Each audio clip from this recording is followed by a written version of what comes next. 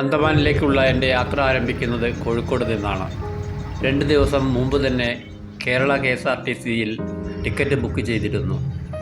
സമയമായപ്പോൾ ബസ് എത്തിച്ചേർന്നു. എവിടെയോ കണ്ട ഒരു പരിചയം.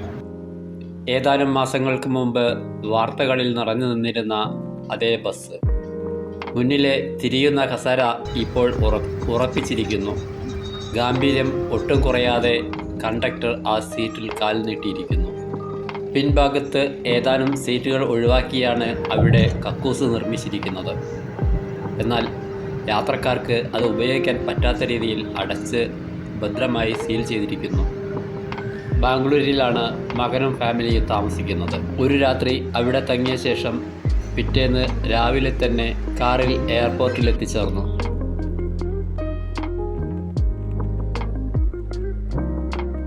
വിമാനം ഉയർന്നു പൊങ്ങി. ബംഗാൾ ഉൾക്കടലിന് മേലെയാണ് കൂടുതലും യാത്ര വരുന്നത്. അന്തമാനിലേക്ക് എത്തിച്ചേരാൻ 2 മാർഗമാണുള്ളത്. ഒന്ന് വിമാനത്തിൽ, മറ്റൊന്ന് കപ്പലിൽ യാത്ര ചെയ്ത്. കപ്പലിൽ യാത്ര ചെയ്യുകയാണെങ്കിൽ 3 ദിവസം ഏകദേശം വേണ്ടി വരുന്നു. അതായത് 60 മണിക്കൂറാണ് പറയുന്നത്. ചെലവ് താരതമ്യേന കുറവാണ്. 11:40 പുറപ്പെട്ട ഇൻഡിഗോ അന്തമാനിൽ എത്തിച്ചേരുന്നത് 2:20 യാത്രയുടെ അവസാന ഘട്ടത്തിലേക്ക് അന്തമാനിലെ ദ്വീപസമൂഹങ്ങൾ താഴെ കാണപ്പെട്ടു തുടങ്ങി. അന്തമാനിലെ ഒരേ ഒരു വിമാനത്താവളം സ്ഥിതി ചെയ്യുന്നത് പോർട്ട് ബ്ലെയറിലാണ്. പോർട്ട് ബ്ലെയർ എന്ന പേര് ഈയിടെയായി മാറ്റിയിരിക്കുന്നു. ശ്രീ വിജയപുരം എന്നാണ് ഇപ്പോൾ അറിയപ്പെടുന്നത്.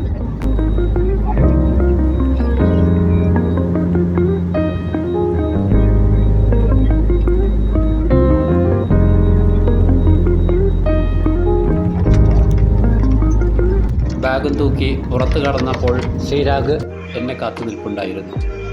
ഒട്ടും താമസിയാതെ കാറിൽ കയറി താമസ സ്ഥലത്ത് എത്തിച്ചേർന്നു. എന്നെ അവിടെ ഇറക്കി ശ്രീരാഗ് സ്ഥലം വിടുകയാണ് ഉണ്ടായത്. എന്താവശ്യമുണ്ടെങ്കിലും വിളിച്ചറിയിച്ചാൽ മതി എന്നാണ് പറഞ്ഞത്. എയർപോർട്ടിന് അധികം അകലെയല്ലാതെയാണ് താമസ സ്ഥലം. നേരെ ഊടുവഴിയിലൂടെ താഴെ എത്തി ബസ്സിൽ കയറി. മെഡിക്കൽ ബസ്സിൽ കയറിയാൽ സെല്ലുലാർ ജയിൽ എത്തിച്ചേരാം. ബസ് സ്റ്റോപ്പിൽ നിന്നും അല്പം ദൂരം നടന്നാൽ സെല്ലുലാർ ജയിൽ ആയി. സമയം 4 മണിയോട് അടുത്തിരിക്കുന്നു. 4 മണി വരെയാണ് പ്രവേശന സമയം. വളരെ പെട്ടെന്ന് തന്നെ ടിക്കറ്റ് എടുത്ത് അകത്ത് പ്രവേശിച്ചു. ധാരാളം സന്ദർശകർ അകത്തുണ്ട്. സെല്ലുലാർ ജയിലിൻ്റെ പേരാണ് കാലാപാനി. കാലാപാനി എന്ന പേരിൽ തന്നെ മലയാളത്തിൽ ഒരു സിനിമ ഇറങ്ങിയിട്ടുണ്ട്. കവാടം കടന്നാൽ നേരെ മുന്നിലായി കാണുന്നത് ഒരു അണയാത്ത ജ്വാലയാണ്. നീളത്തിൽ അനേകം സെല്ലുകളുള്ള 6 ബ്ലോക്കുകൾ ഒരു കേന്ദ്രബിന്ദുവിൽ നിന്ന് ആരംഭിക്കുന്നത് പോലെയാണ് ഇവ നിർമ്മിച്ചിരിക്കുന്നത്. സ്വാതന്ത്ര്യ സമരത്തിൽ പങ്കെടുത്തവരെ ബ്രിട്ടീഷുകാർ നാടുകടത്തിയിരുന്നത് അന്തമാനിലേക്കായിരുന്നു. ഇവിടെയുള്ള സെല്ലുകളിൽ അടച്ചിട്ട് എത്രമാത്രം യാതനകളാണ് അവർ അനുഭവിക്കേണ്ടി വന്നതെന്ന് നമുക്ക് നേരിൽ തന്നെ കണ്ട് മനസ്സിലാക്കാം. യാതൊരു വിചാരണയും കൂടാതെയായിരുന്നു ബ്രിട്ടീഷുകാർക്കെതിരെ പോരാടിയ സ്വാതന്ത്ര്യ സമര സേനാനികളെ ഇവിടെ ജയിലിൽ അടച്ചത്. ഓരോ സംസ്ഥാനത്തു നിന്നും പങ്കെടുത്തവരുടെ അല്ലെങ്കിൽ ജയിലിൽ കഴിയേണ്ടി വന്നവരുടെ വലിയ ലിസ്റ്റ് തന്നെ അവിടെ പ്രസിദ്ധീകരിച്ചിട്ടുണ്ട്. ഓരോ ജയിലറകളും വളരെ ഇടുങ്ങിയതാണ്. കിളിക്കോട് പോലെയുള്ള ഒരു ചെറിയ ജനൽ കയ്യെത്താത്തത്ര ഉയരത്തിലാണ്.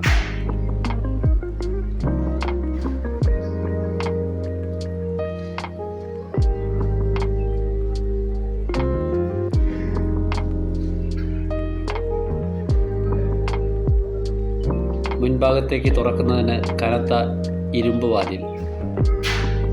തടവുപുള്ളികളെ കെട്ടിയിട്ട് അടിക്കാൻ വേണ്ടി നിർമ്മിച്ചതാണ് ഈ സംവിധാനം. ഇഷ്ടിക കൊണ്ടുള്ള കനത്ത ഭിത്തി. ഇരുമ്പഴികളിലുള്ള വാതിലിൻ്റെ 2 വട്ടക്കൊളുത്തുകളിലൂടെ ഓടാമ്പിൽ നീക്കി പൂട്ടുകയാണ് ചെയ്യുന്നത്. പൂട്ട് കാണാനോ കയ്യെത്തിപ്പിടിക്കാനോ തടവുകാർക്ക് കഴിയില്ല. വാതിലിന് അല്പം അകലെയായി ചതുരാകൃതിയിലുള്ള ഒരു ദ്വാരമുണ്ട്. ഭക്ഷണം നൽകാനായിരിക്കും ഈ ദ്വാരം നിർമ്മിച്ചിരിക്കുന്നത്. ബ്ലോക്കിൻ്റെ വരാന്തയുടെ അവസാന ഭാഗത്ത് ടോയ്ലറ്റാണെന്ന് തോന്നുന്നു. 3 ബ്ലോക്കുകൾ മാത്രമാണ് സന്ദർശകർക്കായി സൂക്ഷിച്ചിരിക്കുന്നത്. ബാക്കിയുള്ളവയിൽ ചിലത് പൂർണ്ണമായും തകർന്നിരിക്കുകയാണ്. ബ്ലോക്കുകൾ ചേരുന്ന കേന്ദ്രഭാഗത്താണ് വാച്ച് ടവർ സ്ഥിതി ചെയ്യുന്നത്.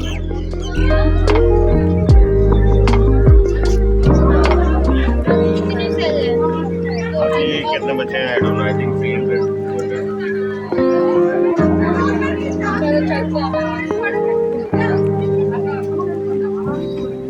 മരക്കോണി വഴി ഏറ്റവും മുകളിലേക്ക് കയറാം.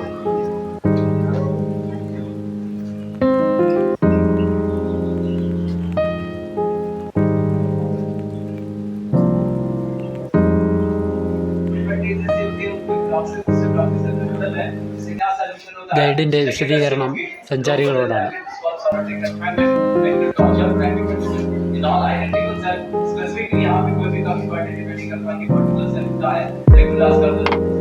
അമ്പത് വർഷത്തെ ഏകാന്ത തടവിന് വിധിച്ച സവർക്കറെ ബ്രിട്ടീഷുകാർ ഈ സെല്ലിലാണ് അടച്ചത്.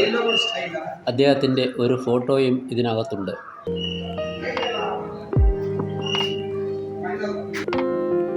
പഴയകാലത്തെ അന്തമാൻ ചരിത്രം പ്രദർശിപ്പിക്കുന്ന ഗാലറിയാണിത്.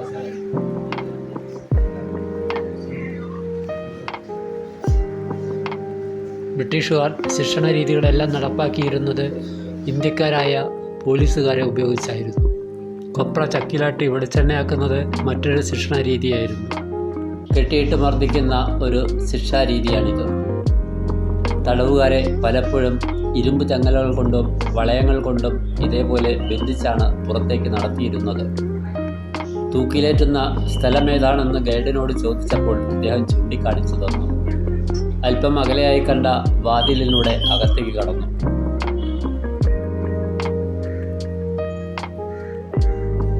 മൂന്നുപേരെ ഒരേ സമയം ഇവിടെ തൂക്കിലേറ്റാൻ കഴിയുന്നു. സൈഡിലെ ലീവർ വലിക്കുന്നതോടെ കഴുത്തിൽ കുരുക്കിട്ടിരിക്കുന്ന തടവ് പുള്ളികൾ താഴേക്ക് തൂങ്ങുന്നു. അതോടെ മരണം ഉറപ്പാവുകയും ചെയ്യും. പുറത്തുള്ള മറ്റൊരു വാതിലിലൂടെ താഴേക്ക് പടികളിറങ്ങി ഇതിനകത്തു നിന്നാണ് ശവശരീരം പുറത്തേക്ക് നീക്കം ചെയ്യുന്നത്.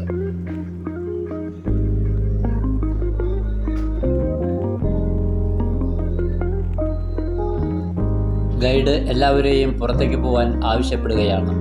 സമയം കഴിഞ്ഞിരിക്കുന്നു. മുമ്പിലുള്ള സവർക്കർ പാർക്കിലേക്ക് കടന്നു. സവർക്കർ അടക്കം വിവിധ സ്വാതന്ത്ര്യ സമര പോരാളികളുടെ പ്രതിമയാണ് പ്രധാനമായും സ്ഥാപിച്ചിരിക്കുന്നത്.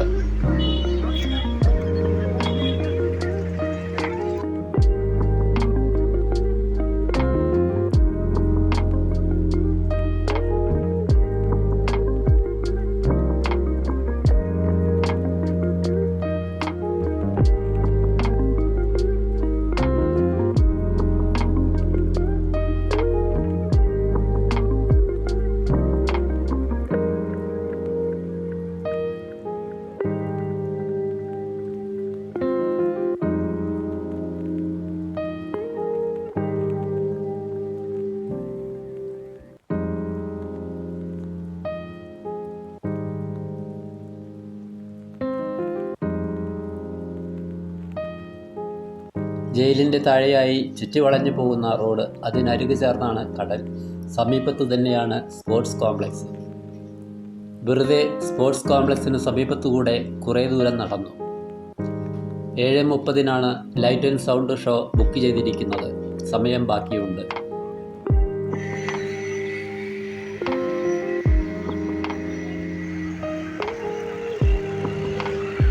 വൃത്തിയുള്ള മറീന ബീച്ചും പാർക്കും.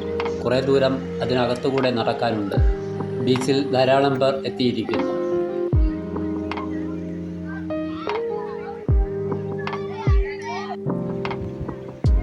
കടലിൽ കുറച്ചകലെയായി കാണുന്നതാണ് റോസ് ഐലൻഡ്. ഇപ്പോൾ ഇതിൻ്റെ പേര് സുഭാഷ് ചന്ദ്രബോസ് ഐലൻഡ് എന്നാണ്.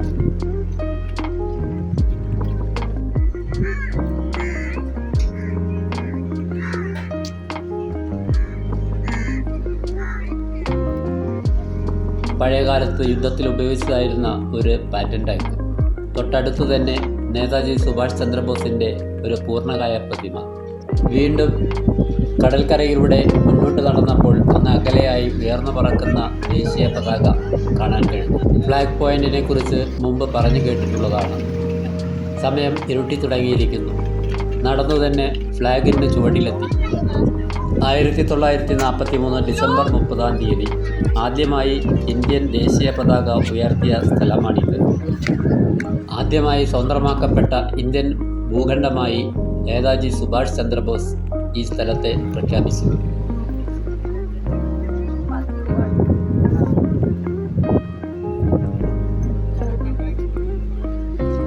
ഒരു കിലോമീറ്ററിലധികം ദൂരം തിരിച്ചു നടന്നാണ് ലൈറ്റ് ആൻഡ് സൗണ്ട് ഷോ വേദിയിലെത്തിയത്. പ്രദർശനത്തിനിടയ്ക്ക് ഫോട്ടോഗ്രാഫിയും വീഡിയോഗ്രാഫിയും പരിപൂർണമായി നിരോധിച്ചിരിക്കുകയാണ്. ദേശസ്നേഹികളായ സ്വാതന്ത്ര്യ സമര സേനാനികളുടെ ജയിലിൽ അനുഭവിക്കേണ്ടി വന്ന യാതനകളുടെ ഒരു വീഡിയോ പ്രദർശനമായിരുന്നു ഉടനീളം. നേരെ പുലരുന്നതിന് മുമ്പ് തന്നെ എഴുന്നേറ്റു. എയർപോർട്ടിൽ ഇരുട്ട് തന്നെ. ചക്രവാളത്തിൽ സൂര്യോദയത്തിൻ്റെ സൂചന എന്ന പോലെ അല്പം വെളിച്ചമെത്തുന്നുണ്ട്. ബോട്ട് ഓണേഴ്സ് അസോസിയേഷനാണ് ടിക്കറ്റ് നൽകുന്നത്. 500 രൂപ നൽകി ഞാനും പേര് രജിസ്റ്റർ ചെയ്തു. തൊട്ടടുത്തു തന്നെ കുട്ടികൾക്ക് ട്രാഫിക് നിയമങ്ങൾ പഠിക്കത്തക്ക രീതിയിൽ ഒരുക്കിയിരിക്കുന്ന ഒരു പാർക്ക് കണ്ടു. 2-3 ബോട്ടുകൾ ഒരുമിച്ചാണ് അടുത്ത ദ്വീപിലേക്ക് യാത്രയായത്. AK റൈഡർ 1 ആയിരുന്നു ഞങ്ങളുടെ ബോട്ട്. അതിൽ തന്നെ തിരിച്ചു വരേണ്ടിയിരിക്കുന്നു.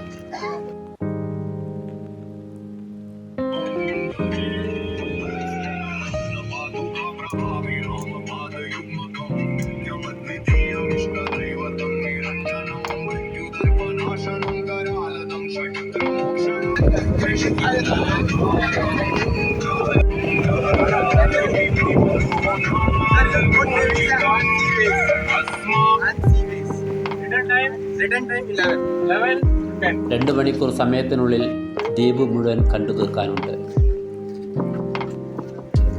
കടും ചുവപ്പ് പെയിൻ്റടിച്ച ജപ്പാനീസ് ബങ്കറാണ് ജെട്ടിയിൽ ആദ്യമായി കണ്ടത്. കരക്കിറങ്ങിയപ്പോൾ സ്വീകരിക്കാൻ നിൽക്കുന്നത് പുള്ളിമാനുകൾ. യാതൊരു ഭയവുമില്ലാതെയാണ് അവ സന്ദർശകരുടെ ഇടയിൽ പെരുമാറുന്നത്. ബഗ്ഗികൾ സഞ്ചാരികളെ കൊണ്ടുപോകാൻ തയ്യാറായി നിൽക്കുന്നുണ്ട്. അതൊഴിവാക്കി നേരെ നടന്നു.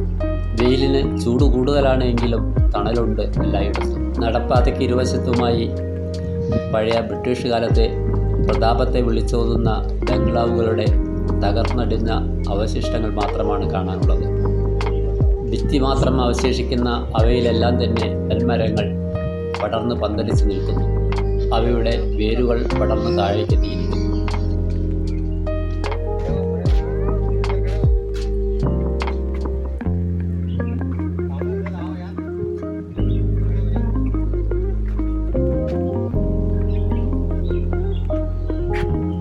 ശുദ്ധജലം ലഭിക്കാൻ വേണ്ടി ഉപയോഗിച്ചിരുന്ന പഴയ ഡിസ്റ്റിലറി.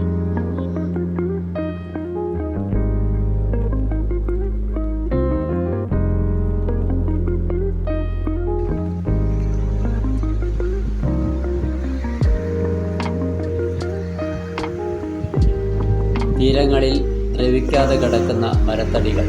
ഇവ സുനാമി കാലത്ത് കടപുഴകി വേരോടെ മറഞ്ഞു കിടന്നതാണ്.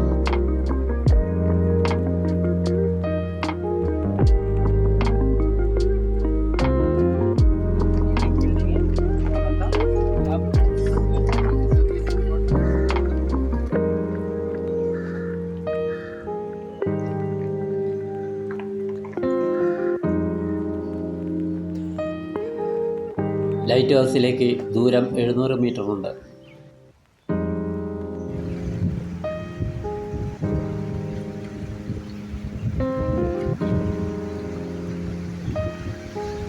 അല്പം ഉയരമുള്ള സ്ഥലത്താണ് എത്തിയത്. ഇവിടെ നിന്നും താഴോട്ട് ഇറങ്ങിയിട്ട് വേണം ലൈറ്റ് ഹൗസിന് സമീപത്തേക്ക് നടക്കാൻ.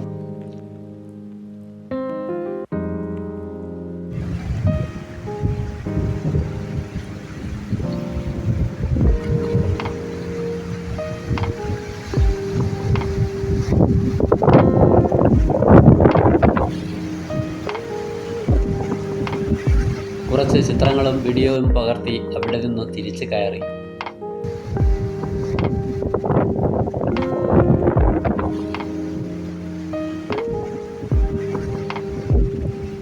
കമ്മീഷണറുടെ ബംഗ്ലാവ് എന്ന ബോർഡ് മുന്നിൽ കണ്ടു.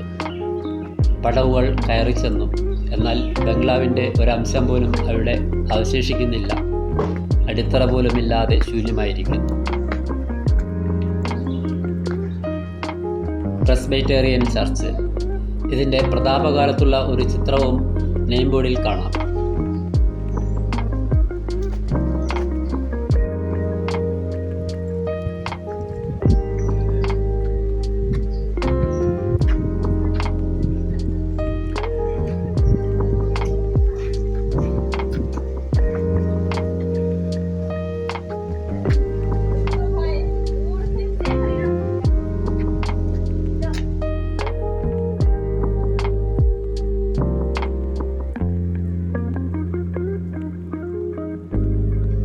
മരങ്ങൾക്കിടയിലൂടെ അപ്പുറം കാണുന്നത് ഇളം പച്ച നിറത്തിലുള്ള ലഗൂണാണ്.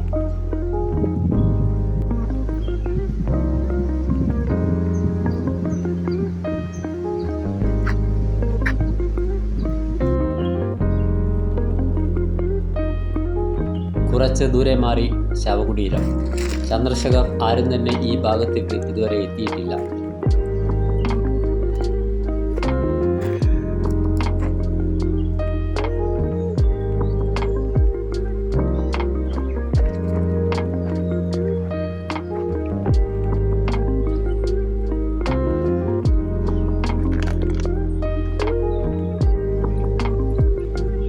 ഈ ദ്വീപിനകത്തും ആമ്പലുകൾ വളരുന്ന ഒരു ശുദ്ധജല തടാകമുണ്ട്. മണ്ടുകെട്ടി മഴവെള്ളത്തെ തടഞ്ഞു നിർത്തിയാണ് ഈ കുളം നിർമ്മിച്ചിരിക്കുന്നത്. ബോട്ടിലെ ഗൈഡിൻ്റെ വിളിയെത്തി. ഞാൻ ജെട്ടിയിലേക്ക് തിരിച്ചു.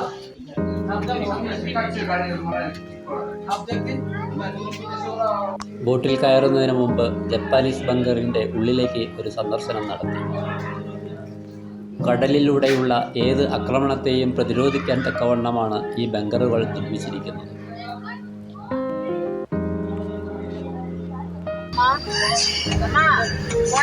റോസ് ഐലൻഡിൽ നിന്നും തിരിച്ചുള്ള യാത്ര. ഇടതുഭാഗത്തായി അകലെ ഫ്ലാഗ് പോയിന്റ്.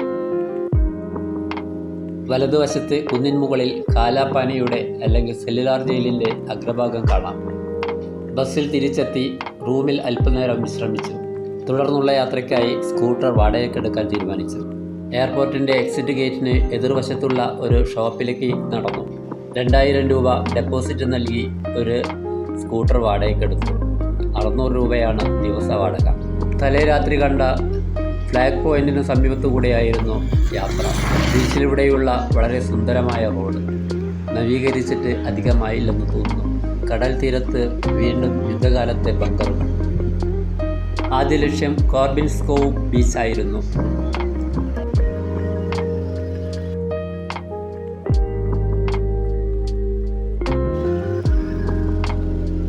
കോർബിൻസ് കോവ് ബീച്ചിൽ പ്രധാനമായും വാട്ടർ സ്പോർട്സ് പ്രവർത്തനങ്ങളാണ് ഉള്ളത്. അധിക സമയം അവിടെ ചിലവഴിക്കാതെ ചിഡിയാത്താപ്പുവിലേക്ക് വിട്ടു. 23 കിലോമീറ്ററാണ് ഇവിടെ നിന്നും ദൂരം. അവിചാരിതമായി തൊട്ടടുത്ത് തന്നെ ബങ്കർ ബീച്ചിൽ എത്തിച്ചേർന്നു. കുറച്ച് സമയം അവിടെ ചെലവിടുകയുണ്ടായി.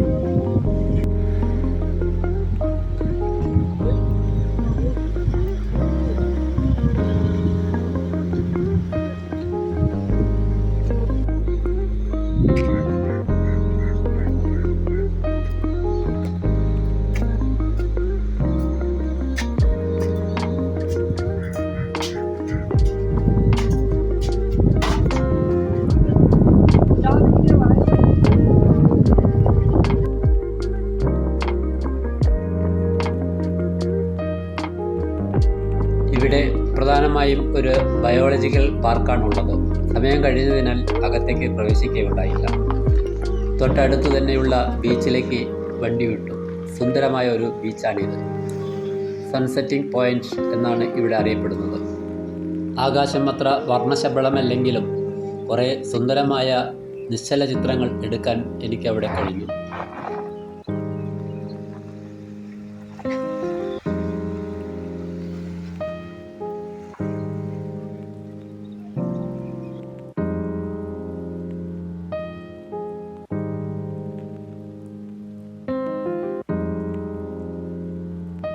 ഇവിടെ ലാസ്റ്റ് പോയിന്റ് മുണ്ട പഹാഡ് ബീച്ചാണ്.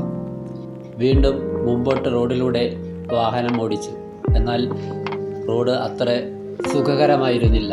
വനത്തിലൂടെയായിരുന്നു റോഡ് എന്നതിനാൽ തന്നെ പൊട്ടിപ്പൊളഞ്ഞ് വാഹനം ഓടിക്കാൻ പറ്റാത്തൊരവസ്ഥയിലാണ്. അവിടേക്ക് പോകണ്ടെന്ന് വെച്ചു വാഹനം തിരിച്ചു വിട്ടു. പുതിയൊരു വഴിയിലൂടെയായിരുന്നു തിരിച്ച് യാത്ര ചെയ്തത്. സമയം രാത്രിയാണ്. അങ്ങാടികൾ വളരെ തിരക്കുള്ളതായിരിക്കുന്നു. റൺവേയുടെ മറ്റേ അഗ്രഭാഗത്തെ ചുറ്റിയാണ് താമസസ്ഥലമായ ഹോം സ്റ്റേയിലെത്തിയത്.